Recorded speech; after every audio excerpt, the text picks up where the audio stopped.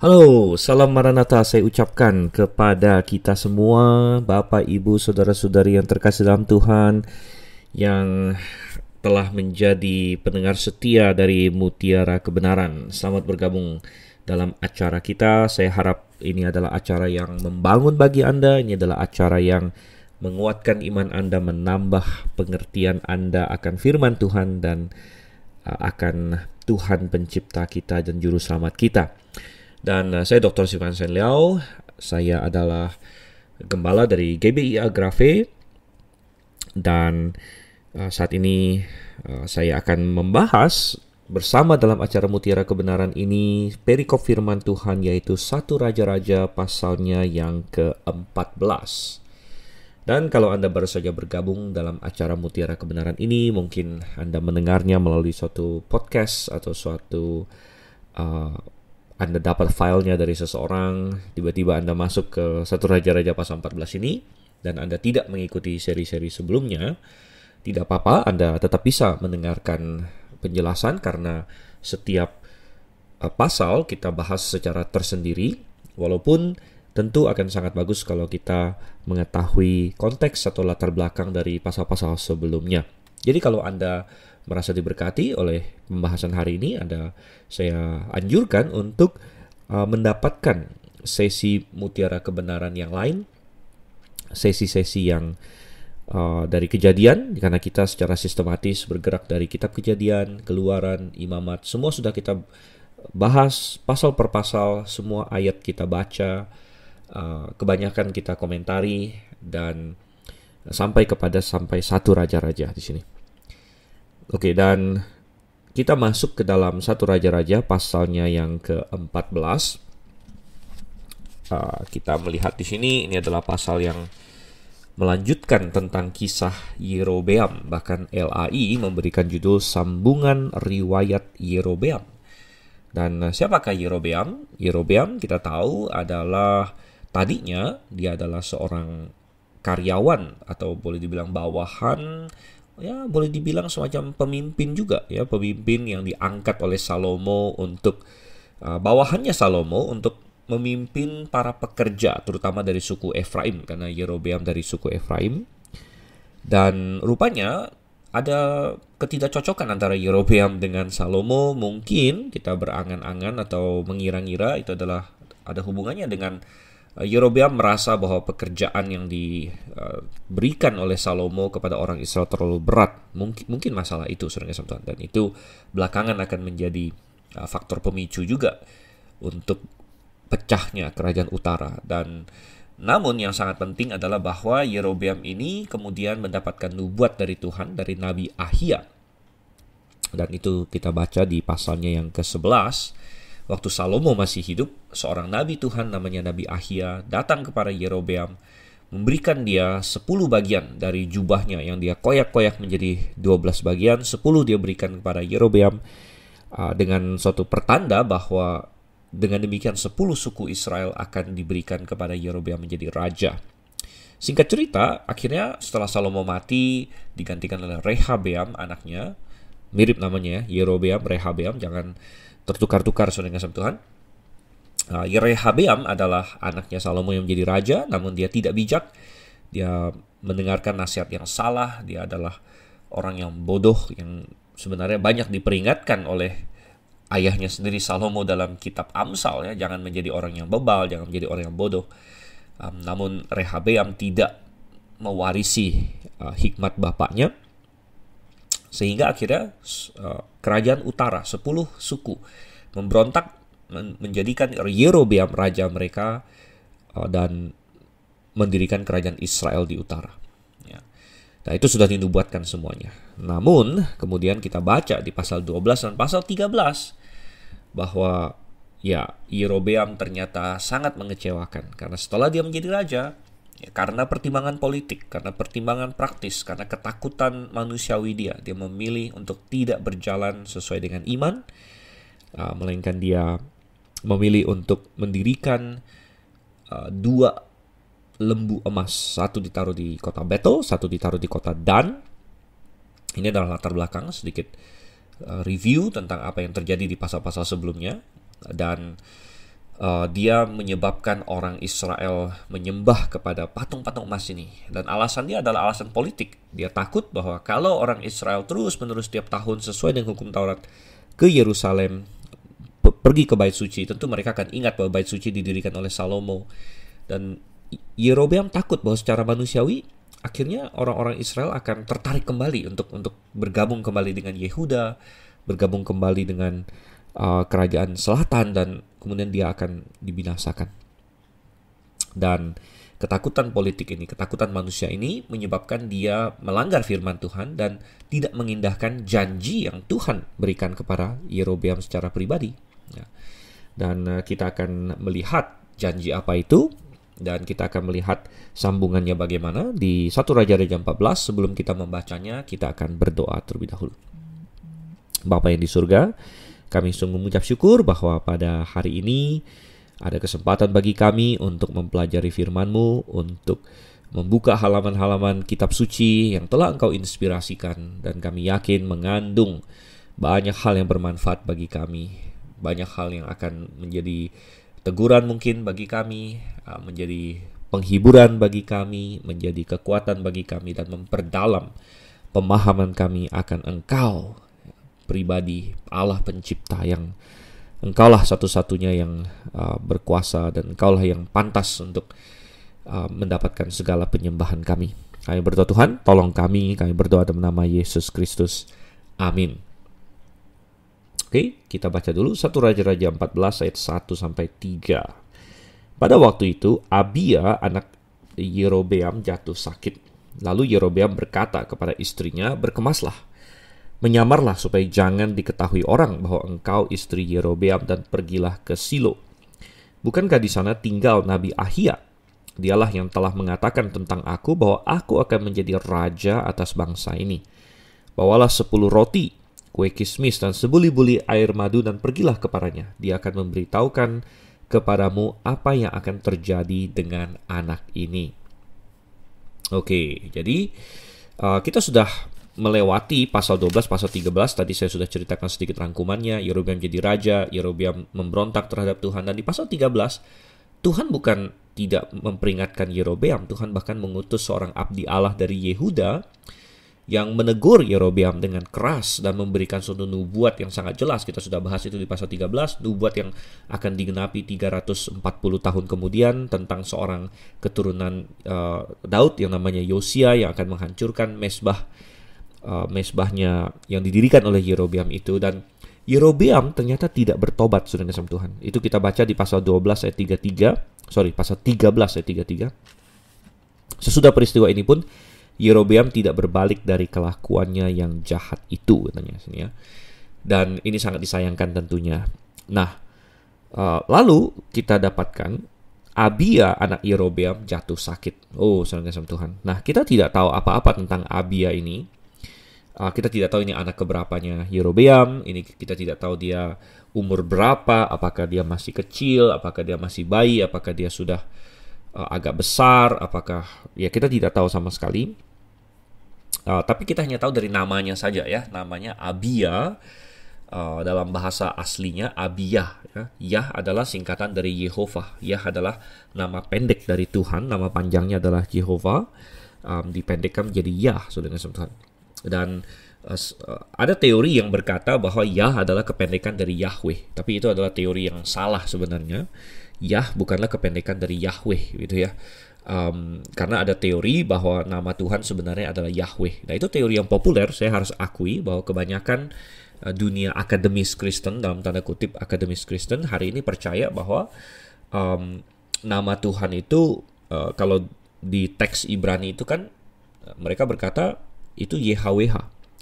Jadi mereka berkata tidak ada huruf hidupnya ya. Padahal sebenarnya di teks Masoretik tulisannya Jehovah sebenarnya di situ. Dan mereka berkata vokal atau huruf hidup dari Jehovah itu sebenarnya mengambil dari Adonai saja. Ya, tapi ada banyak masalah dengan teori ini yang saya tidak akan bahas panjang lebar karena itu nomor satu cukup teknis ya. Kita bicara mengenai bahasa Ibrani dan lain sebagainya. Tapi singkatnya saja bahwa kalau misalnya benar bahwa Jehovah itu bukan bunyinya, ya, jadi huruf hidup Jehovah itu adalah huruf hidup yang belakangan ditambah dan bukan itu sebenarnya huruf hidup nama Tuhan, maka berarti nama Tuhan sudah tidak tahu lagi. Kita sudah tidak tahu lagi vokalnya seperti apa. Artinya cara pelafalan nama Tuhan sudah hilang berarti. Gitu. Dan ini lucu juga begitu ya, kenapa Tuhan bisa membiarkan namanya hilang, karena tidak ada manuskrip yang menyatakan Yahweh. Yahweh itu adalah nama yang diusulkan dan pertama dicetuskan oleh seorang teolog Jerman yang sebenarnya dia sendiri berhaluan liberal begitu. Dan dia mengusulkan bisa jadi namanya Yahweh gitu ya, Yahweh. Sehingga Yahweh katanya dipendekkan menjadi Yah ya.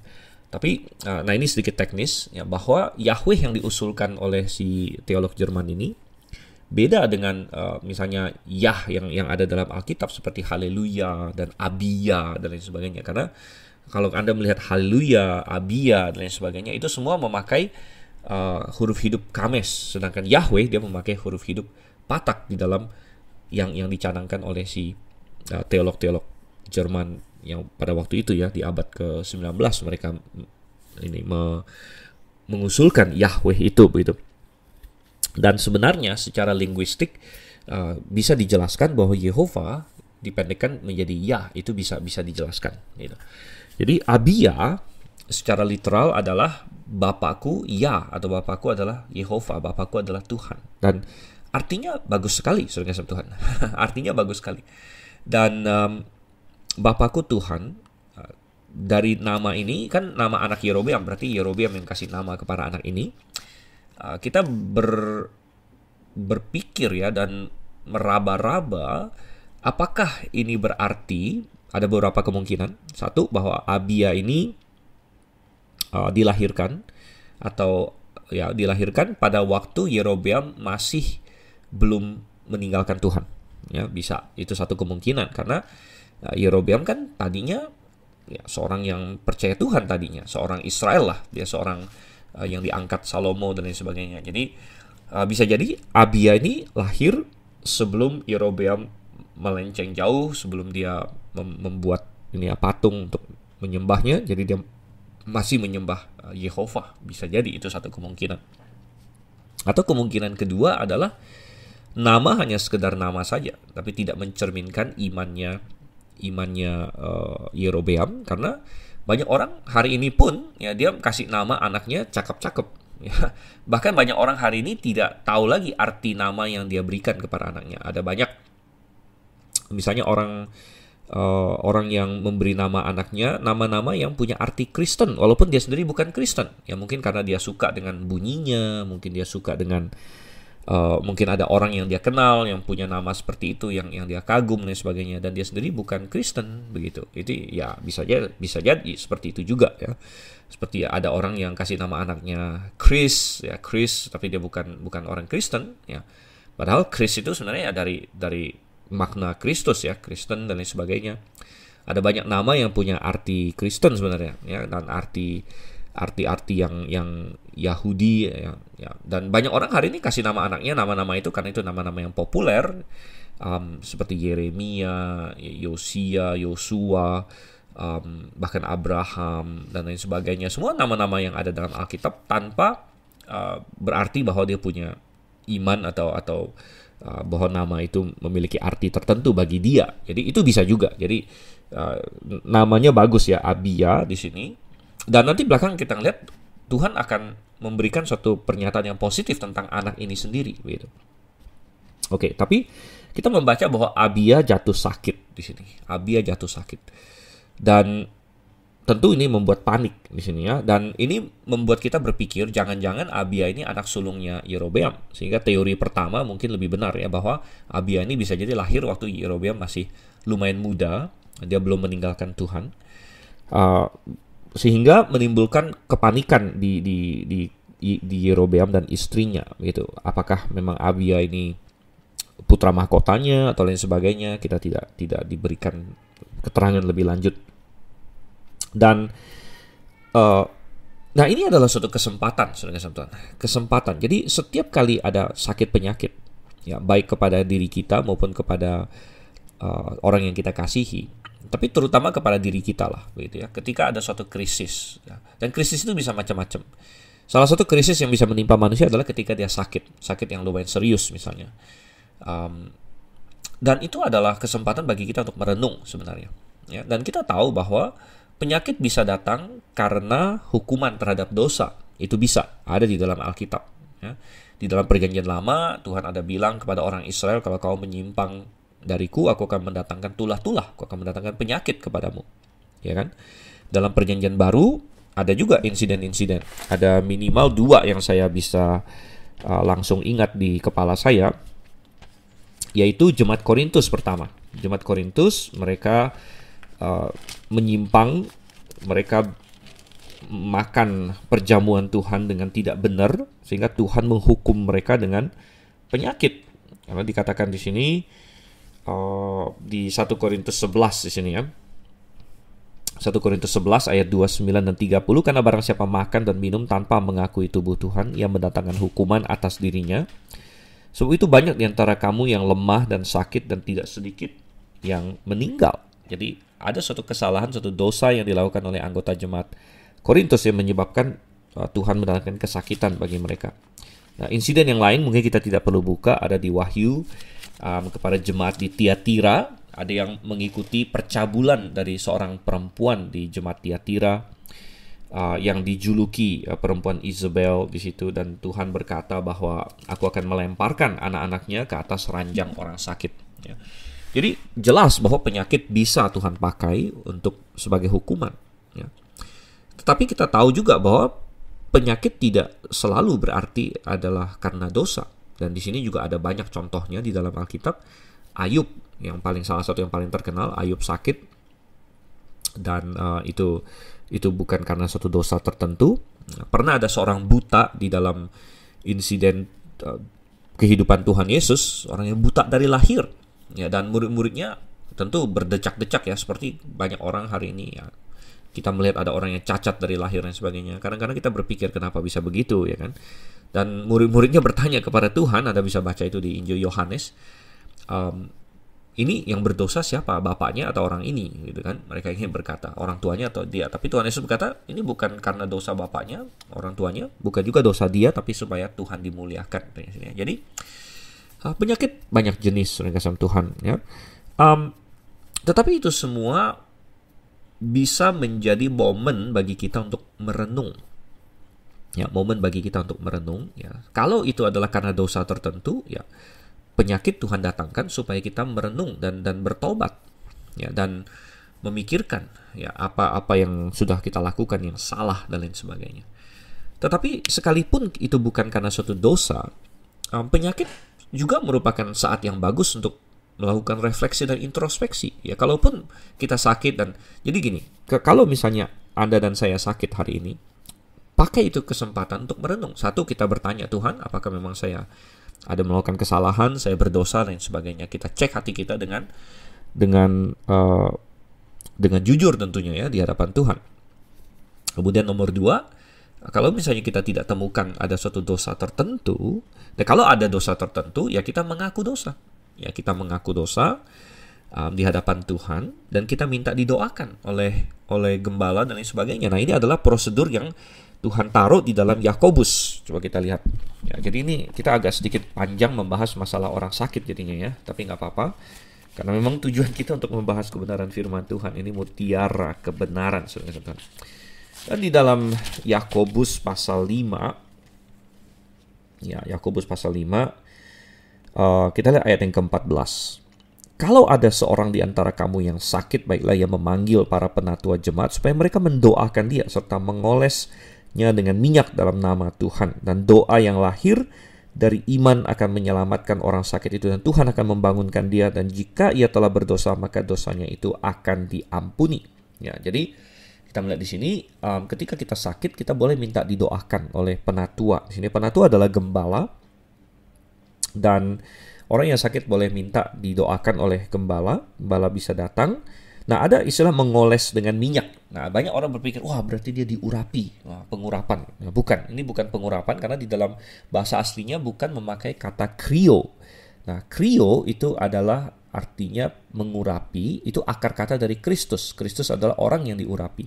Krio adalah mengurapi. Tapi Anda perhatikan terjemahan bahasa Indonesia sudah lumayan bagus di sini. Dia tidak berkata serta mengurapinya dengan minyak, tapi dikatakan serta mengolesnya dengan minyak. Nah, ini dari bahasa asli aleipho yang mengacu kepada pemakaian minyak yang tidak harus punya makna makna religi ya, karena mengurapi itu kan meminyaki, tapi dengan makna rohani, makna religi begitu, makna religius, makna agamawi. Tapi aleipho adalah penggunaan minyak yang tidak harus ada semacam signifikansi rohani atau signifikansi agamawi. Seperti kalau misalnya kita bilang ini pintu saya udah berderit-derit, coba diminyakin engselnya. Nah, itu bisa pakai kata aleipho di situ, meminyakin engsel, meminyaki macam-macam lagi. Jadi di sini mengoles di sini adalah kata aleipho. Ini penggunaan minyak secara sekuler sebenarnya. Jadi ini kita memahami ini sebagai penggunaan obat, karena pada waktu itu minyak dipakai sebagai obat di sini ya. Intinya para penatua mendoakan dia, kemudian mencoba membuat dia lebih nyaman lah, gitu kan. Nah, kalau hari ini mau pakai minyak juga nggak masalah. Ada minyak angin, ya kan. Sebenarnya kita hari ini pun ada banyak minyak yang masih dianggap sebagai obat ya. Minyak angin, kemudian balsam. Balsam adalah minyak dalam bentuk padat sebenarnya, minyak yang sudah dikonsentrasikan di situ, dan macam-macam ya. Bahkan ada sebagian obat yang memang masih dalam bentuk minyak sebenarnya. Nah, dan tentunya dia sambil berseru kepada Tuhan ya, berdoa kepada Tuhan. Nah, ini bagi orang yang berdosa gitu ya, dan dikatakan di sini kalau dia mengakuinya. Perhatikan ayat 15 tadi kan, Yakobus 5 ayat 15, dan doa yang lahir dari iman. Doa yang lahir dari iman, ya kan? Doa yang lahir dari iman tentu kalau dia tahu dia berdosa, ya dia minta ampun sama Tuhan. Dan dia meminta Tuhan menyembuhkan dia. Dan ya Tuhan akan menyembuhkan orang itu, begitu. Nah, tetapi kalau misalnya seseorang sakit bukan karena dosa, gitu kan? Dan ada banyak kemungkinan, ya sudah kasih Tuhan, bisa untuk seperti itu kemuliaan Tuhan, macam-macam. Tapi baiklah, kita nggak apa-apa, kalaupun bukan karena dosa. Ketika kita jatuh sakit, ini adalah waktu bagi kita untuk merenung juga. Karena biasanya kalau kita sakit tentu kita nggak bisa sibuk-sibuk, ya kan? Kita harus slow down, kita harus melambat dalam hidup ini. Dan kita diingatkan betapa lemahnya manusia. Jadi sekalipun kita bukan sakit karena dosa pun, itu bisa menjadi momen bagi kita untuk mendekat kepada Tuhan ya, karena kita diingatkan, oh ternyata tubuh saya lemah ya, karena saya masih hidup dalam daging, karena saya menantikan, dan itu bisa membuat kita merindukan tubuh kemuliaan ya, bisa membuat kita merindukan sorga ya, karena ketika kita sakit nggak enak ya, tidak ada orang yang sakit enak gitu rasanya, sudah itu belum sakit namanya, itu masih sakit main-main namanya. Tapi kalau orang benar-benar sakit, ya, nggak ada sakit yang enak, dan kita merasa menderita, kita merasa dan kita dalam tanda kutip ya mengeluh dalam tubuh jasmani kita, ya kan. Dan itu bisa membuat kita merindukan sorga. Jadi membuat kita tidak begitu kita bisa melihat dunia sebagaimana adanya, bahwa ini dunia yang sudah tidak ideal, dunia yang sudah jatuh dalam dosa. Kita jangan terlalu mengasihi dunia ini, kita jangan terlalu mengasihi kemah tubuh kita yang fana ini, yang suatu hari akan Tuhan ganti dengan yang lain ya. Dan ya Tuhan sekalipun bukan karena dosa pun ya, ketika kita sakit itu bisa menjadi pengalaman yang positif untuk mendorong kita lebih dekat kepada Tuhan. Nah, jadi kembali lagi ke 1 Raja 14. Jadi kita sedikit detour ya mengenai sakit di sini. Tetapi kita melihat di sini Abia sakit. Nah, jadi Yerobeam yang berdosa, Abia yang sakit. Sepertinya ini penyakit ini suatu hukuman Tuhan juga bagi Yerobeam. Jadi tadi kita bicara kalau orang berdosa Tuhan bisa datangkan sakit kepada dia. Tapi Tuhan bisa juga datangkan sakit kepada orang yang dia kasihi. Nah, contoh yang lain adalah anaknya Daud. Anda masih ingat itu? Nah, tentu Anda masih ingat ya, di 2 Samuel. Kalau Anda ikutin Mutiara Kebenaran di 2 Samuel, ketika Daud jatuh dalam dosa dengan Batsheba, kemudian ditegur oleh Nathan, Daud bertobat, langsung bertobat. Tapi Tuhan tetap ada hukuman, dan hukumannya adalah anak pertama dia dari Batsheba sakit. Ya, dan kita membaca di situ sampai Daud berpuasa segala macam supaya anaknya bisa sembuh. Tapi anak itu akhirnya mati gitu. Nah, di sini ada insiden yang serupa sebenarnya, dan mirip ya. Daud melakukan kesalahan besar juga. Dia melakukan perzinahan, dia melakukan pembunuhan dan lain sebagainya. Tuhan hukum anaknya sakit dan sampai mati. Nah, Abia di sini anaknya Yerobeam juga sakit, dan ini pasti ada tangan Tuhan juga di insiden ini. Nah, kadang-kadang orang bertanya, kenapa ada orang yang sakit yang dihukum oleh Tuhan anaknya, gitu kan? Seperti Daud yang berdosa, anaknya yang kena, gitu kan? Yerobeam yang berdosa, anaknya Abia yang kena. Kenapa bisa begitu? Kok Tuhan menghukum anaknya dan lain sebagainya? Nah, tentu kita berkata begini ya, Tuhan itu maha berdaulat. Ya, semua manusia adalah punya Tuhan, termasuk anak bayi itu sebenarnya punya Tuhan. Tuhan adalah pencipta semuanya. Dan Tuhan punya hak prerogatif untuk mendatangkan penyakit kepada siapapun, karena Tuhan punya tujuan hidup. Dan bukan berarti Tuhan tidak mengasihi anak-anak dan sebagainya. Tuhan sangat mengasihi anak-anak. Justru kita bilang bahwa Tuhan Tuhan punya kemampuan ya untuk mengurus anak-anak ya yang mati, begitu. Ya, artinya begini, kematian bukan akhir dari segala-galanya. Ada kehidupan setelah kematian. Ya, dan Tuhan mampu untuk menjaga anak-anaknya yang masih sangat kecil bahkan setelah kematian. Dan berkaca dari pengajaran perjanjian baru bahwa sebenarnya Yesus Kristus sudah mati bagi semua manusia di atas muka bumi ini, maka kita bisa menyimpulkan sebenarnya bahwa kalau ada anak yang mati sebelum dia bisa beriman, ya, atau yang kita sebut sebagai sebelum umur di mana dia bisa bertanggung jawab untuk beriman, atau disebut dalam bahasa Inggris age of accountability, gitu ya. Kalau ada anak yang mati sebelum umur di mana dia bisa beriman, ya, maka dia akan masuk surga karena sebenarnya dosa dia sudah ditanggung oleh Yesus Kristus. Dan ini berlaku bahkan untuk anak-anak yang lahir sebelum Yesus, karena kematian Yesus pun untuk semua manusia, ya, bahkan yang sebelum dia maupun yang sesudah dia. Jadi dengan demikian kita tidak bisa berkata bahwa Tuhan kejam ketika dia mengizinkan seorang anak mati, atau dia mendatangkan penyakit atas seorang anak dan lain sebagainya, atau mengizinkan seorang anak sakit dan lain sebagainya, ya. Tuhan bukan kejam, ya. Tuhan itu punya hak prerogatif nomor satu. Tuhan bisa mengambil nyawa siapa saja yang dia mau, begitu. Dan semua ada tujuannya, begitu. Karena ingat bahwa maut masuk itu kan karena dosa, ya, dan dosa itu adalah pilihan manusia. Dan manusia sudah lahir di dunia yang penuh dosa di sini, sehingga kematian pasti ada. Dan Tuhan punya hak prerogatif apakah dia mau mengambil nyawa seseorang dia umur 80, dia umur 70, dia umur 60, sampai kepada dia umur beberapa hari. Tuhan punya hak prerogatif itu. Dan bukan berarti bukan berarti Tuhan tidak mengasihi manusia, tapi sekali lagi kita bilang bahwa Tuhan mampu mengurus manusia bahkan setelah kematian, gitu. Jadi kita tidak boleh terburu-buru menyalahkan Tuhan di sini. Dan dan Abia di sini jatuh sakit. Sekali lagi kita tidak tahu umur Abia. Ada banyak teori. Kita tidak tahu mana yang benar. Bisa jadi dia sudah lumayan dewasa, dia putra mahkota dan sebagainya. Bisa juga dia masih kecil, ya, masih belum akil balik. Bisa juga. Ya, kita tidak tahu. Nah, sekali lagi tadi, ketika penyakit datang, ada kesempatan untuk bertobat. Nah, kita lihat apakah Yerobeam akan mengambil kesempatan itu. Dan dia suruh istrinya berkemas, menyamar katanya, ya, supaya orang jangan tahu kamu istri Yerobeam. Pergi ke Silo. Kita ketemu dengan Silo. Ingat, Silo dulu pernah menjadi tempat kemah suci didirikan, tapi sudah lama tidak lagi sejak dihancurkan orang Filistin. Kemudian bait suci sudah didirikan di Yerusalem. Tapi kenapa Silo di sini? Rupanya di situ tinggal Nabi Ahia. Dialah yang telah mengatakan tentang aku bahwa aku akan menjadi raja atas bangsa ini. Wow, halo Yerobeam, rupanya kamu masih ingat ya Nabi Ahia, kamu masih ingat nubuat dia. Kenapa kamu tidak bisa ingat bahwa Nabi Ahia sudah memberikan suatu jaminan dari Tuhan, jaminan yang luar biasa. Saudara, berapa banyak orang yang ingin mendengar janji dari Tuhan seperti ini? Coba kita buka di 1 Raja-Raja 11 ayat 38. Wow, berapa banyak orang yang ingin mendengar kata-kata ini.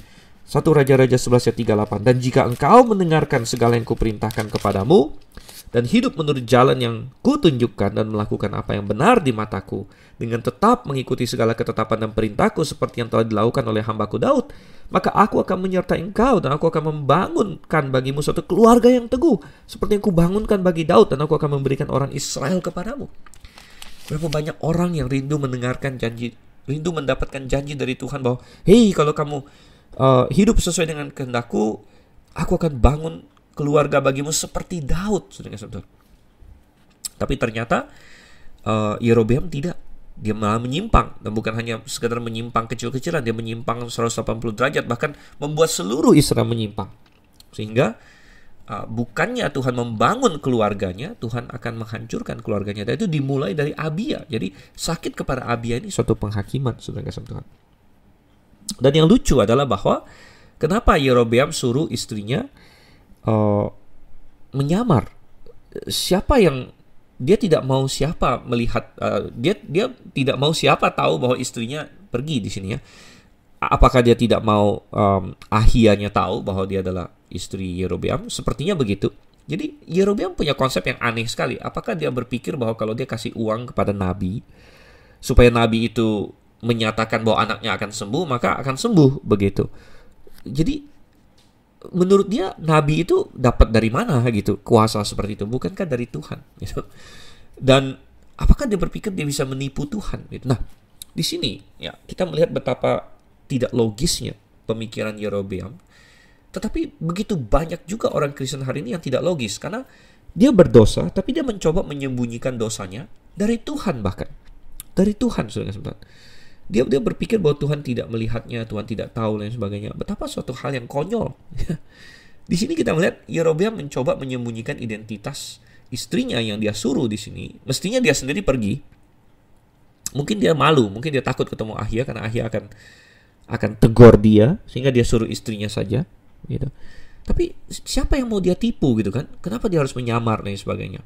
Nah, ada kemungkinan lain lagi. Kemungkinan lain adalah dia tidak mau orang lain, misalnya rakyatnya, tahu bahwa istrinya mencari Ahia. Mungkin karena mungkin karena begini.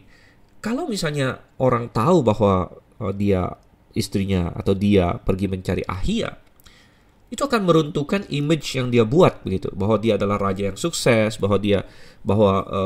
kenapa harus cari Ahia, kenapa tidak mencari misalnya lembu-lembu emas yang dia dirikan gitu kan? Mungkin dia sudah banyak promosi, banyak membual bahwa wah, ini Tuhan kita, dalam tanda kutip ya, Tuhan kita lembu-lembu emas ini, dia sangat berkuasa dan sebagainya. Mungkin dia sudah banyak ngibulin orang seperti itu, membual seperti itu, sehingga dia malu kalau misalnya ketahuan anaknya sakit, dia bukan minta tolong kepada lembu emas ini, mungkin sudah dia lakukan itu tapi gagal gitu kan. Tapi kenapa tidak berhasil, malah mencari nabi Tuhan gitu. Jadi dia malu akan hal itu. Saya menjadi teringat masalah ini karena ini kisah nyata ya. Ini bukan saya dengar dari pihak ketiga keempat, tapi saya tahu sendiri karena saya punya seorang saudara dalam keluarga saya, bukan saudara kandung, tapi saudara dalam keluarga besar saya yang saya kenal. Saya tahu persis orangnya, dan saya tahu ceritanya bahwa dia pernah berpacaran dengan seorang dari kelompok Kristen yang karismatik, boleh dibilang ya, Kristen karismatik yang percaya bahwa penyembuhan. Ya, nah, saya juga percaya penyembuhan, penyembuhan yang alkitabiah. Tapi ini mereka percaya penyembuhan yang tidak alkitabiah, di mana mereka percaya bahwa jadi mereka itu keluarga hamba Tuhan karismatik yang mengklaim punya kuasa menyembuhkan gitu, saudara-saudara.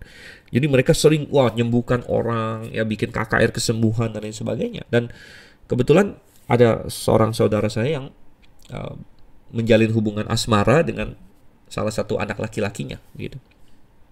Dan akhirnya belakangan mereka tidak jadi. Mereka putus. Namun mereka sempat berantem satu kali. Karena rupanya saudara saya ini memposting lewat sosial media ya bahwa ibu dari pacarnya, yaitu istri dari dalam tanda kutip pendeta yang penuh kuasa ini gitu kan, berobat di Singapura gitu, berobat di rumah sakit gitu. Dan rupanya itu dia dimarahin habis-habisan oleh keluarga pacar lakinya gitu kan. Karena katanya tidak boleh sampai diketahui orang katanya gitu kan. Kalau misalnya keluarga mereka berobat kemana-mana, itu tidak boleh sama sekali dibocorkan sampai pengikutnya tahu dan sebagainya. Kenapa saudara? Rupanya mereka harus menjaga image gitu ya. Mereka harus menjaga image karena mereka bilang karena ada doktrin yang salah ya, doktrin karismatik yang salah, yang mengajarkan bahwa kalau kamu sudah percaya Yesus, kamu pasti nggak sakit lagi, kamu akan disembuhkan dan sebagainya. Itu adalah doktrin yang salah, saudara-saudara. Tuhan Yesus datang menyelamatkan kita, pertama adalah untuk keselamatan rohani kita. Tuhan tidak pernah menjamin bahwa orang Kristen tidak akan sakit secara fisik. Tidak pernah Tuhan jamin itu. Nah, mereka salah menafsirkan ayat yang berkata oleh bilur-bilurnya kamu menjadi sembuh. Sembuh yang dimaksud terutama di situ pertama adalah rohani. Nah, sembuh secara fisik belakangan nanti di dalam kerajaan 1000 tahun ketika kita sudah mendapat tubuh kemuliaan, kita akan hilang dari semua penyakit. Tapi untuk saat ini kita belum Tuhan garansi kita tidak akan sakit lagi sebagai orang Kristen. Ya, tidak ada garansi seperti itu. Dan kita baca dalam Alkitab, Timotius punya sakit perut, Tikhikus ditinggalkan Paulus sakit di Trofimus dan sebagainya. Jadi ada banyak sekali ya yang sakit di dalam Alkitab di sini. Dan sehingga tapi karena mereka percaya doktrin yang salah ini, maka mereka harus menjaga image, dan mereka merasa malu kalau misalnya mereka sudah sembuh-sembuhkan orang, dalam tanda kutip sembuh-sembuhkan orang ini, atau mengklaim menyembuhkan orang, tapi kok dirinya sendiri berobat ke dokter gitu. Ya, jadi ini lucu aja mengingatkan saya. Jadi Yerobeam di sini suruh istrinya menyamar, jangan sampai ada orang yang tahu, pergi ke Ahia, bawa ini, ya, bawa makanan, bawa persembahan lah istilahnya gitu ya. Oke, kita masuk ke ayat 4. Wow, ternyata waktu berjalan sangat cepat ya, dan pasal ini masih panjang ya. Tapi nggak apa-apa, kita membahas ya. Di sini kita lihat ayat yang keempat. Istri Yerobeam berbuat demikian. Ia berkemas pergi ke Silo dan masuk ke rumah Ahia. Ahia tidak dapat melihat lagi, sebab matanya sudah kabur karena ia sudah tua. Nah, ini sangat ironis. Saya stop di satu ayat ini dulu. Dengan segala usaha Yerobeam menyamarkan istrinya, ternyata Ahia sendiri sudah nggak bisa lihat lagi. Sehingga ironis sekali ya, dia mencoba menyamarkan istrinya, sedangkan Ahia tidak bisa melihat. Mungkin ini berarti bahwa Yerobeam selama tahun-tahun ini tidak pernah ketemu dengan Ahia lagi, sehingga dia tidak tahu situasinya Ahia, dia tidak tahu kondisi Ahia dan sebagainya. Ya, tetapi ini kembali menggarisbawahi bahwa sebenarnya yang pengen dia tipu bukan Ahianya, tapi sebenarnya Tuhan begitu. Yang adalah suatu pekerjaan yang sangat sia-sia. Karena Ahia, di balik Ahia adalah Tuhan. Sehingga kita baca di ayat yang kelima, kita baca di ayat 5, walaupun Ahia sendiri nggak bisa lihat, sehingga samarannya istri Yerobeam itu sebenarnya nggak ada gunanya bagi mata jasmaninya Ahia, tapi tidak bisa lari dari matanya Tuhan. Ayat 5, tetapi Tuhan telah berfirman kepada Ahia, bahwasanya istri Yerobeam datang untuk menanyakan kepadamu perihal anaknya, sebab anak itu sedang sakit, begini-begini harus kau katakan kepadanya. Ketika perempuan itu masuk, berbuatlah ia seolah-olah ia orang lain. Tetapi segera sesudah Ahia mendengar bunyi langkah perempuan itu, jadi dia agak buta tapi pendengarannya masih bagus ya. Lanjut ayat 6, sementara melangkah masuk pintu berkatalah ia, masuklah hai istri Yerobeam, mengapakah engkau berbuat seolah-olah engkau orang lain? Aku disuruh menyampaikan pesan yang keras kepadamu. Jadi Yerobeam mengutus istrinya, tapi sebenarnya Ahia diutus Tuhan untuk menyampaikan sesuatu kepada istri Yerobeam dan Yerobeam sendiri. Sekali lagi, mungkin Yerobeam mestinya Yerobeam sendiri yang datang ketemu Ahia di sini. Tapi mungkin dia tidak enak, dia takut. Ya, mungkin dia tahu biasanya orang yang takut dia orang yang bersalah biasanya takut sebenarnya. Dan Yerobeam tahu bahwa dia sudah salah sebenarnya. Dalam hati dia yang paling kecil, paling dalam, dia tahu dia salah, dia menyimpang. Dia tidak punya muka untuk ketemu dengan Ahia di sini. Ayat yang ke-7, pergilah katakan kepada Yerobeam, beginilah firman Tuhan Allah Israel. Aku telah meninggikan engkau dari tengah-tengah bangsa itu dan mengangkat engkau menjadi raja atas umatku Israel. Aku telah mengoyakkan kerajaan dari keluarga Daud dan memberikannya kepadamu. Jadi Tuhan memulai di sini dengan mengingatkan akan apa yang telah Tuhan lakukan. Ya. Dan sering ketika dalam nubuat nabi-nabi yang selanjutnya, kalau kita baca di Yesaya, Yeremia, Yehezkiel, dan nabi-nabi kecil, ya, ketika Tuhan menegur umatnya, Tuhan sering mengingatkan, hey, ini yang sudah aku lakukan. Aku sudah mengeluarkan kalian dari Mesir. Aku sudah memimpin kalian dan lain sebagainya. Aku sudah memberikan kalian tanah yang baik, tanah Kanaan. Jadi Tuhan sering mengingatkan akan apa yang telah dilakukan. Karena begini, Alkitab berkata kita mengasihi Tuhan karena Tuhan terlebih dahulu mengasihi kita. Tuhan sudah terlebih dahulu mengasihi kita. Ya. Dan kalau kita menyimpang dari Tuhan, kita harus ingat apa yang Tuhan telah berbuat bagi kita. Oleh karena itu, ada suatu perintah dalam firman Tuhan, mengucap syukurlah senantiasa. Karena ketika kita mengucap syukur, kita selalu ingat akan apa yang Tuhan telah lakukan dan yang Tuhan sedang lakukan untuk kita. Nah, ini akan menjaga kita dari dosa, saudara-saudara. Jadi kepada istri Yerobeam, Tuhan ingatkan, kamu ini bukan siapa-siapa tadinya. Kamu adalah bawahan Salomo. Tapi aku telah meninggikan kau. Dan sekali lagi, ya, bagi orang Kristen, bagi orang yang sungguh-sungguh percaya Tuhan, mari kita percaya firman Tuhan yang berkata, Alkitab dengan jelas mengatakan bahwa janganlah kita meninggikan diri sendiri, rendahkanlah dirimu, maka kamu akan ditinggikan oleh Tuhan. Jadi, mari kita menunggu Tuhan meninggikan diri kita. Nah, Tuhan bisa lakukan itu, seperti Dia lakukan bagi Yerobeam di sini. Aku telah meninggikan kau, ya, mengangkat kau menjadi raja. Aku mengoyakkan kerajaan dari keluarga Daud dan sebagainya. Oke? Tapi kita lanjut lagi di bagian kedua dari ayat 8. Tetapi engkau tidak seperti hambaku Daud, yang tetap menaati segala perintahku dan mengikuti aku dengan segenap hatinya dan hanya melakukan apa yang benar di mataku. Wow, sebenarnya luar biasa juga. Nomor satu, kita melihat di sini Yerobeam dibandingkan dengan Daud. Daud menjadi standar, ya, standar. Dan ini menarik sekali. Ini memberitahu kita bahwa Daud adalah raja yang lebih baik di hadapan Tuhan daripada Salomo. Jelas, ya, karena semua raja selanjutnya dibandingkannya dengan Daud, bukan dengan Salomo. Saudara-saudara. Memang Salomo secara kerajaan lebih sukses daripada Daud, karena dia membangkitkan kerajaan Israel menjadi lebih kaya, jauh lebih wilayah lebih luas, ada damai dan sebagainya. Tapi sebagai pribadi, Daud jauh lebih bagus daripada Salomo.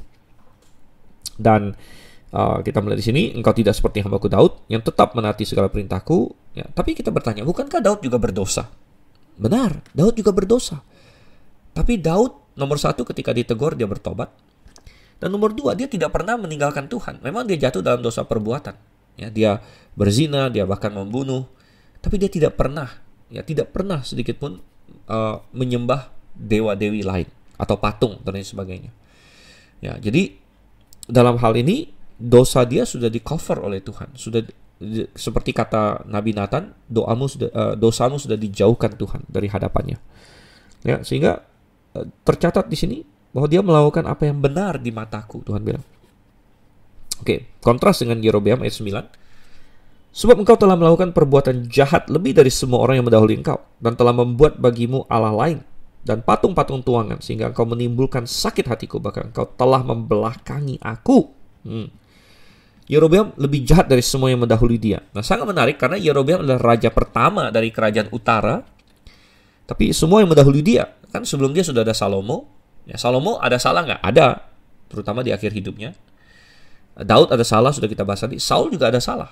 Tapi tidak seperti Yerobeam yang benar-benar menyimpangkan Israel untuk menyembah dewa lain. Ya, Saul, sejelek-jeleknya Saul, minimal masih tidak menyembah dewa-dewi patung-patung lain, saudara-saudara. Oke. Dan Tuhan bilang itu menimbulkan sakit hatiku, dan ini akan berulang-ulang. Ya, berulang-ulang nanti di nabi-nabi yang kemudian Tuhan akan memakai istilah ini. Kalian menimbulkan sakit hatiku, katanya sini. Bahkan telah membelakangi aku. Jadi Yerobeam bagaikan pelopor dari raja-raja yang menimbulkan sakit hati Tuhan. Ini bukan suatu titel yang bagus, saudara-saudara. Ayat 10, maka aku akan mendatangkan malapetaka pada keluarga Yerobeam. Aku akan melenyapkan daripada Yerobeam setiap orang laki-laki, baik yang tinggi maupun yang rendah kedudukannya di Israel. Aku akan menyapu keluarga Yerobeam seperti orang menyapu tai sampai habis. Setiap orang daripada Yerobeam yang mati di kota akan dimakan anjing, dan yang mati di padang akan dimakan burung yang di udara, sebab Tuhan telah mengatakannya. Wow, tadi kita sudah baca pasal 11 ayat 38, betapa kontrasnya. Sebenarnya Yerobeam bisa memiliki keluarga yang kokoh seperti Daud, dinasti yang berkelanjutan, yang anak-anaknya kokoh terus di atas tahta. Tapi dia memilih untuk meninggalkan Tuhan. Dia takut kerajaannya hilang. Tetapi apa yang dia takutkan justru itu yang terjadi karena dia meninggalkan Tuhan. Dan Tuhan bilang, jadi kebalikannya, Tuhan bukan mengokohkan keluarganya, Tuhan bilang, aku akan hancurkan keluargamu, aku akan datangkan malapetaka besar, aku akan melenyapkan dari Yerobeam setiap orang laki-laki. Dan saya sudah pernah bahas ini di 1 Samuel kalau saya tidak salah. Dalam bahasa aslinya ini suatu idiom ya sebenarnya. Setiap laki-laki di sini secara literalnya adalah setiap orang yang kencing pada dinding gitu. Ingat bahwa Daud pernah memakai istilah ini ketika dia hampir mau membunuh keluarga Nabal. Dia bilang, kiranya Tuhan menghukum aku lebih lagi daripada itu kalau sampai besok pagi aku menyisakan pada Nabal semua yang masih yang kencing pada dinding gitu. Kencing pada dinding. The pisses against the wall ya dalam bahasa Inggrisnya, dan ya itu literalnya seperti itu. Dan setiap kali istilah ini dipakai selalu adalah dalam murka ya, seperti Daud murka dan Tuhan murka di sini juga. Dan suatu kutuk yang luar biasa. Saudara kasih Tuhan, betapa ngeri, benar, betapa ngeri kalau jatuh ke dalam tangan Allah yang hidup, itu kata Ibrani di sini ya. Ayat 12 kita lanjut lagi. Tapi bangunlah dan pulang ke rumahmu. Pada saat kakimu melangkah masuk kota, anak itu akan mati. Seluruh Israel akan meratapi dia dan menguburkan dia, sebab hanya dialah daripada keluarga Yerobeam yang akan mendapat kubur, sebab di antara keluarga Yerobeam hanya padanya lah terdapat sesuatu yang baik di mata Tuhan Allah Israel. Oke, jadi suatu berita di sini, istri Yerobeam datang untuk bertanya tentang anaknya, ya. Tapi pesan utama adalah tentang Yerobeam dan tentang kejahatan dia dan tentang hukuman Tuhan. Nah, sekarang tentang anaknya sendiri, si Abia ini, Tuhan kasih tahu ketika kamu masuk kota, dia akan mati. Ya, dia akan mati. Dan Tuhan masih kasih satu hal ini, bahwa anak ini adalah satu-satunya dari keluarga Yerobeam akan dikuburkan dengan baik dan sebagainya, diratapi dan sebagainya. Karena katanya hanya pada dialah terdapat sesuatu yang baik. Dan apakah ini berarti bahwa, jadi sekali lagi kita tidak tahu kan Abia ini sebenarnya umur berapa dan sebagainya. Ada berbagai penafsiran di sini. Apakah Abia memang sudah lumayan dewasa dan dia satu-satunya yang sebenarnya masih mengikut Tuhan atau lain sebagainya, kita tidak tahu ya.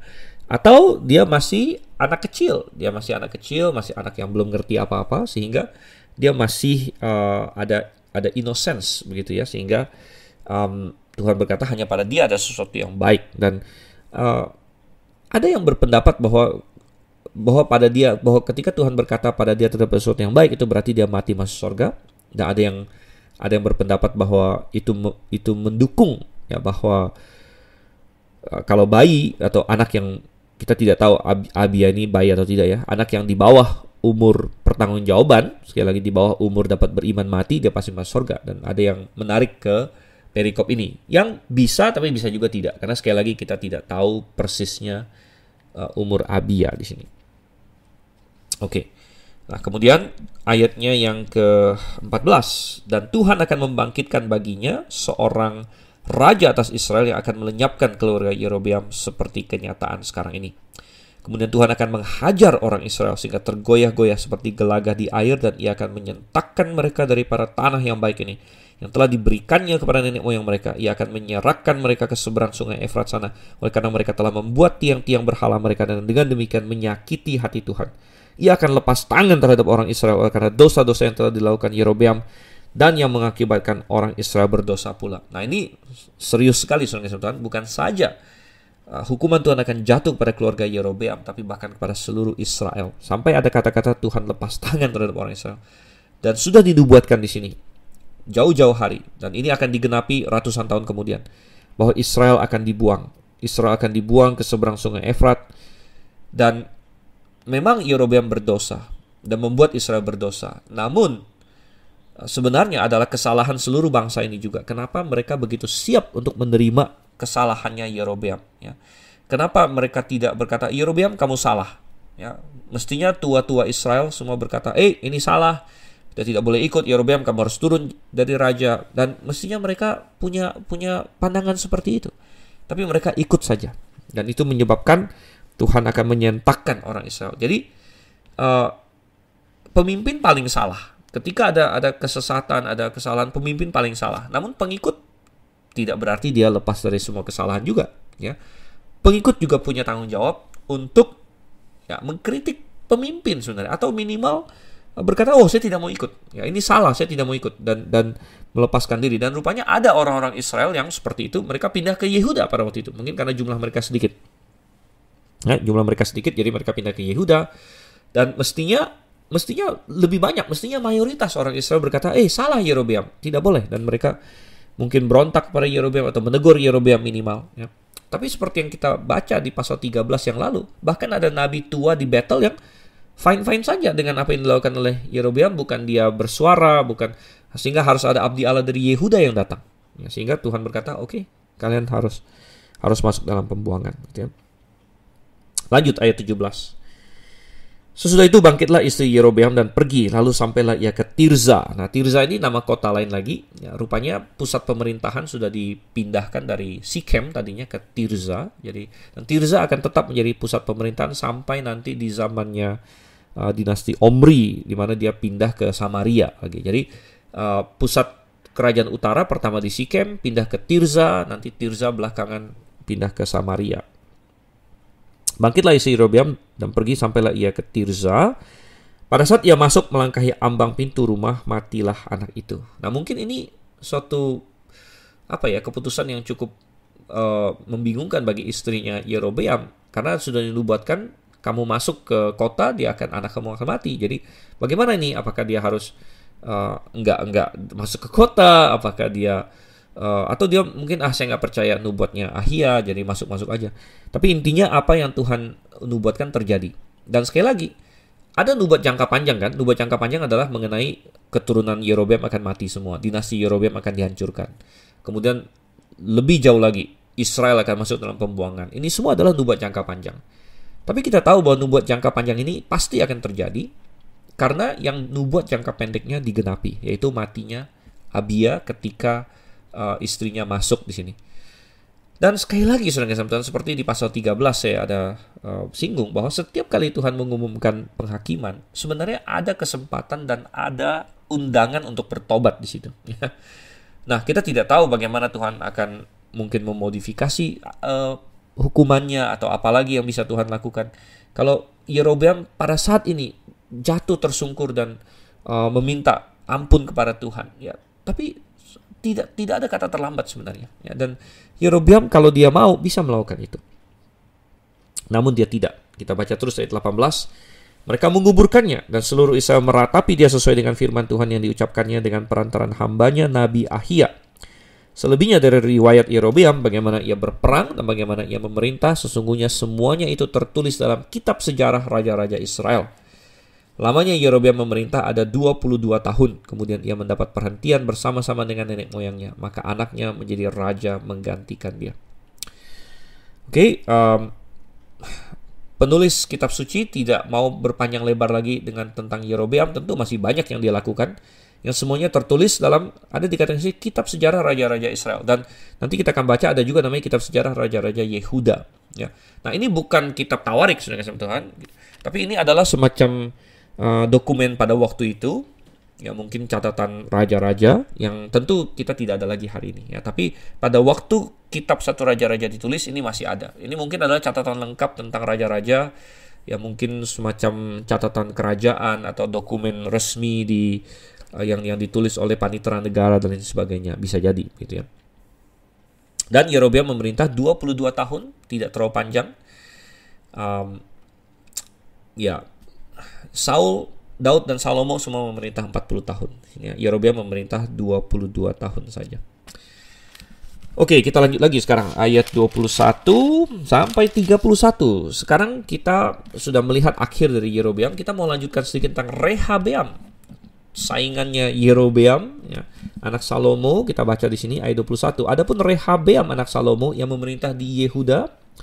Rehabeam berumur 41 tahun pada waktu ia menjadi raja. Oke, kita sudah bahas bahwa itu berarti dia lahir sebelum Salomo jadi raja bahkan.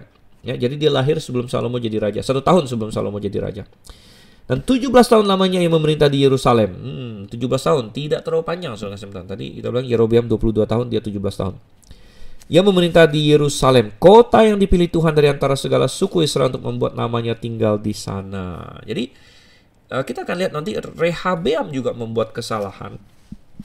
Tetapi ada perbedaan di mana Rehabeam memerintah di Yerusalem dan sebenarnya bahkan Tuhan kasih dia memerintah atas satu suku tambahan itu sepenuhnya adalah karena perjanjian Daud, ya, perjanjian Daud. Jadi Rehabeam punya perjanjian Daud, ya.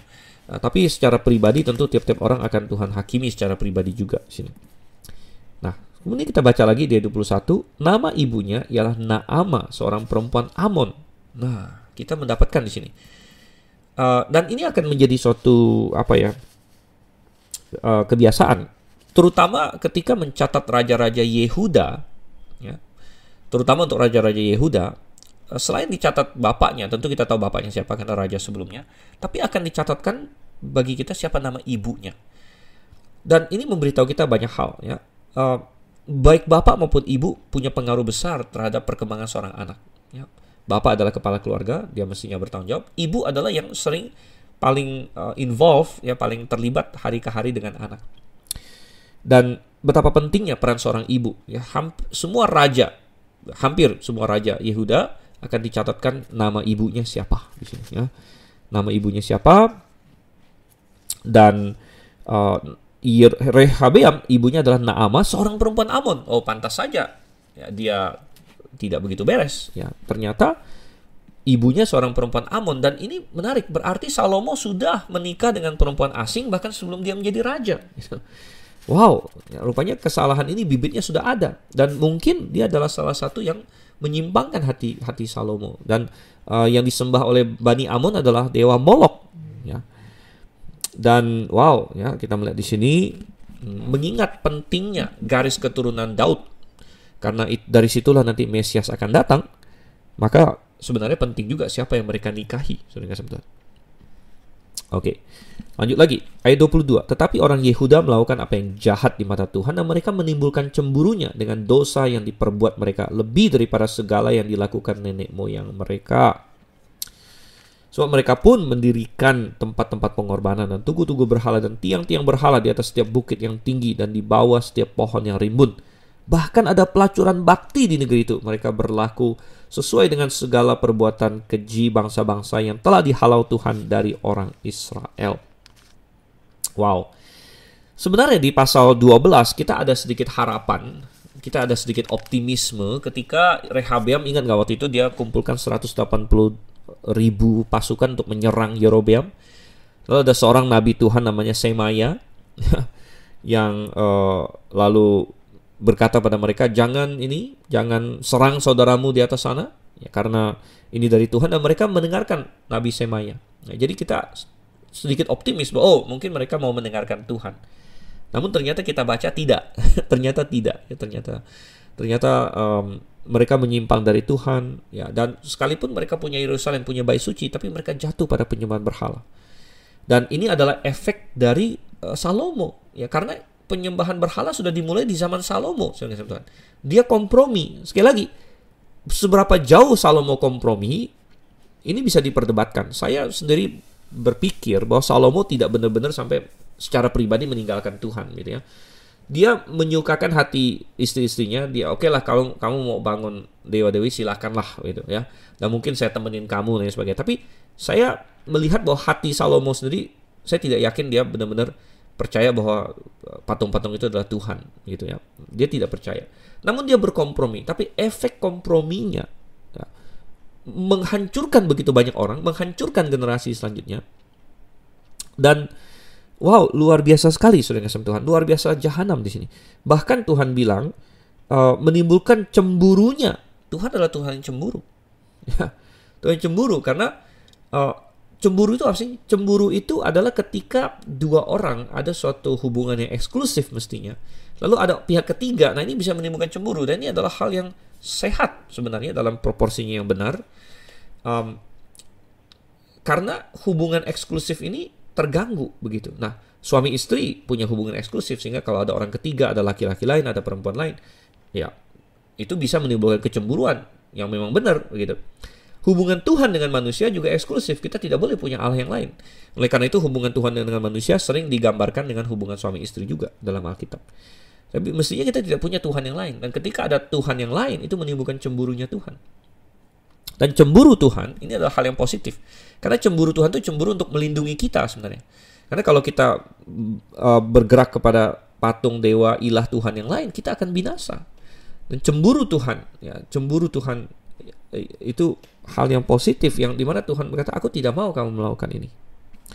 Dan Tuhan bilang dia cemburu, ya, dan mereka melakukan hal-hal yang bahkan tidak pernah dilakukan nenek moyang mereka. Padahal orang Israel pernah jahat di zaman hakim-hakim. Ada banyak kejahatan yang mereka lakukan juga, tapi ini lebih parah lagi ya.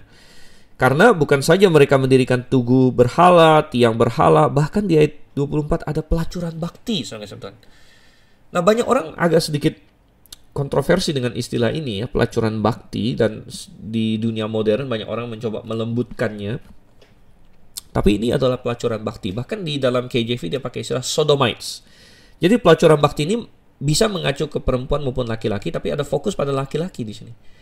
Jadi mereka pelacur bakti laki-laki yang bahkan melakukan tindakan sodomi, homoseksualitas. Jadi begitu kekejian bagi Tuhan di sini. Dan apa maksudnya pelacuran bakti? Pelacuran bakti itu adalah menyediakan jasa seksual di kuil-kuil berhala, gitu ya, secara gratis, karena biasanya orang ke pelacur itu kan bayar, gitu kan. Tapi kalau pelacuran bakti, jadi dia lakukan dengan gratis supaya orang yang bayar itu bukan bayar ke dia, tapi bayar ke dewanya, bayar ke kuilnya, gitu. Jadi ini adalah salah satu cara seorang pengikut dewa, baik laki-laki maupun perempuan, melayani dewa mereka. Jadi misalnya seorang perempuan kalau dia jadi pelacur bakti, saya mau melayani dewa. Misalnya saya mau melayani dewa, caranya gimana? Saya mau melayani dewa dengan cara menjadi pelacur bakti. Jadi saya melacurkan diri supaya uangnya dikasih ke dewa saya, ke kuil dewa saya, begitu. Jadi ini cara mereka dalam tanda kutip melayani ilah mereka. Jadi betapa jahatnya. Dan itu ada yang laki-laki, ada yang perempuan, gitu. Dan ya, di sini fokus pada yang laki-laki, sodomites dalam bahasa KJV di sini ya. Dan itu sesuai dengan perbuatan keji bangsa-bangsa yang sudah Tuhan halau, gitu. Sehingga Tuhan mendatangkan hukuman atas mereka di ayat yang ke-25. Tapi pada tahun ke-5 zaman Raja Rehabeam, majulah Sisak, Raja Mesir, menyerang Yerusalem. Yang merampas barang-barang perbendaharaan rumah Tuhan dan barang-barang perbendaharaan rumah raja, semuanya dirampasnya. Yang merampas juga segala perisai emas yang dibuat Salomo. Sebagai gantinya, Raja Rehabeam membuat perisai-perisai tembaga yang dipercayakannya kepada pemimpin-pemimpin bentara yang menjaga pintu istana raja. Setiap kali raja masuk ke rumah Tuhan, bentara-bentara membawa masuk perisai-perisai itu, dan mereka pula yang mengembalikannya ke kamar jaga para bentara. Selebihnya dari riwayat Rehabeam dan segala yang dilakukannya, bukankah semuanya itu tertulis dalam kitab sejarah raja-raja Yehuda? Dan terus-menerus perang ada antara Rehabeam dan Yerobeam. Kemudian Rehabeam mendapat perhentian bersama-sama dengan nenek moyangnya, dan ia dikuburkan di samping nenek moyang di kota Daud. Nama ibunya ialah Naamah, seorang perempuan Amon. Maka Abiam anaknya menjadi raja menggantikan dia. Jadi Raja Sisak, Raja Mesir menyerang dia. Ya, dan informasi tentang ini sebenarnya lebih lengkap ada di 2 Tawarik. Nah, Anda bisa mengecek di 2 Tawarik pasal 12. Di situ ada informasi tentang bagaimana Sisak menyerang Yerusalem. Nah, ada beberapa hal yang saya bisa katakan ya. Nomor 1, tentu Tuhan mengizinkan ini terjadi karena mereka meninggalkan Tuhan. Bahkan itu jelas di 2 Tawarik 12 ayat 2, di mana dikatakan, tetapi pada tahun ke-5 zaman Raja Rehabeam, majulah Sisak Raja Mesir menyerang Yerusalem karena mereka berubah setia terhadap Tuhan. Damai, sekali lagi, perdamaian yang sejati adalah berkat dari Tuhan. Ketika mereka meninggalkan Tuhan, Tuhan mengizinkan perang datang. Ada banyak hal yang bisa kita bahas di sini. Nomor 1, ingat bahwa Salomo punya damai dengan Mesir, bahkan menikah dengan putri Mesir. Ini sudah kita singgung sedikit ya. Tapi satu generasi di bawahnya, anaknya diserang oleh Mesir. Nah, ingat bahwa istri Salomo kan putri Mesir, putri Firaun sebenarnya. Nah, pertanyaannya kenapa bukan anak putri Firaun yang menjadi raja? Nah, kita tidak tahu ya. Sekali lagi, nama anak laki-laki Salomo saja kita tidak ada yang tahu selain Rehabeam. Tapi apakah itu ada efeknya? Bahwa karena bukan anak putri Firaun yang menjadi raja, makanya Firaun berikutnya, Sisak itu menyerang, ya kita tidak tahu ada kemungkinan atau tidak. Nah, dan kita melihat di sini apa yang dilakukan. Wah, Sisak mengalahkan tentunya ya, dan dia ambil semua ini barang-barang perisai emas. Ingat Salomo bikin perisai emas, dia taruh di yang namanya gedung hutan Libanon dan sebagainya, dirampas semuanya. Jadi kekayaan yang begitu besar yang ditumpuk oleh Salomo hilang begitu saja. Pantas saja Salomo stres di kitab Pengkhotbah. Dia bilang, untuk apa saya bikin semua ini kalau saya mati hilang gitu. Kalau saya mati siapa yang akan mendapatkannya? Orang bodoh atau orang bijak? Ternyata anaknya bodoh. Dan akhirnya Rehabeam ganti dengan perisai tembaga. betapa kejatuhan yang mendalam. Ingat kita baca di zamannya Salomo, perak aja nggak ada harganya karena saking banyaknya emas.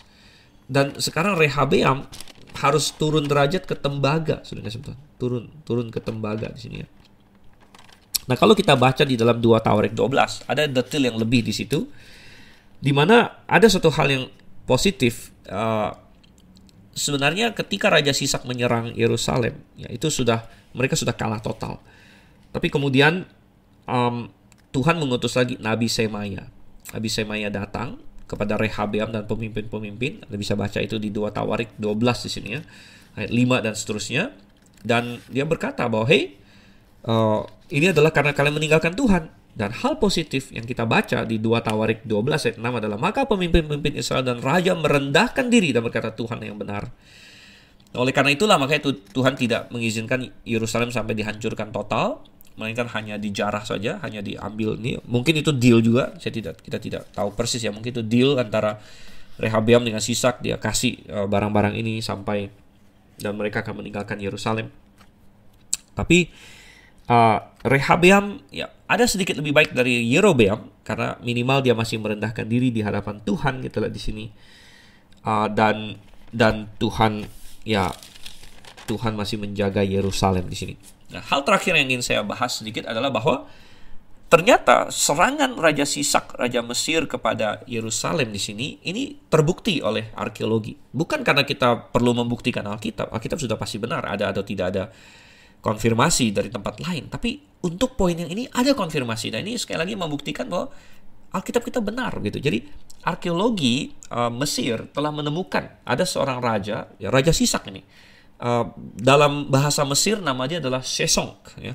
Jadi Raja Sesong pertama, yaitu Raja Sisak ini, adalah pendiri dari dinasti ke-22 Mesir.